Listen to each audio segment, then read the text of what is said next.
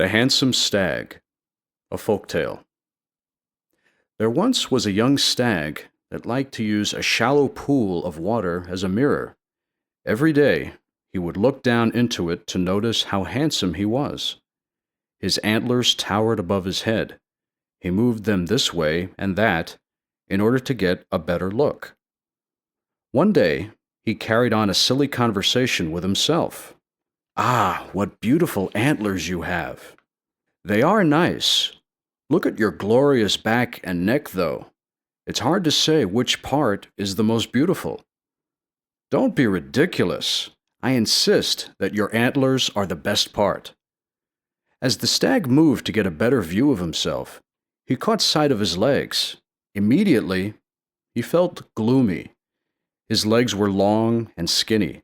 He wondered how they were able to hold up his large body and giant antlers. Then he sighed and went back to admiring his antlers until he became restless and bored. At last, he moved on to the field to eat grass. Suddenly, the quiet of the afternoon was ended by the sounds of a hunter's horn and a loud bang. The dry branch of a tree was shattered by the gunshot. The stag raised his head in fear as the pieces of the branch fell to the ground. The stag was no coward. He knew, however, that even a hunter with little shooting talent could cause him harm. He began running.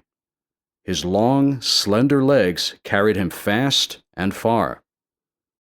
The stag spotted a passage inside a dark, thick part of the woods.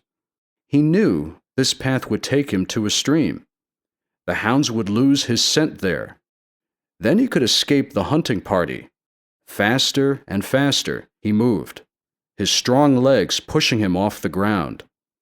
Then, just as the stag entered the thickest part of the forest, some low branches caught his antlers. He struggled and struggled. He pulled this way and that way. He had to avoid capture by the hunters. The stag tried to free himself for a good 5 minutes. The branches poked his body, and his skin was scratched and sore. Finally, he pulled his antlers out and ran upstream. When he was safe, the stag walked to a pool to drink some water and calm down. Before he put his head down to drink, he spotted the image of his body in the pool.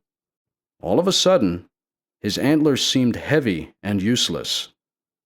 Then he exclaimed, "Long have I admired my antlers and heavy body, but it was my slender, strong legs that saved me today."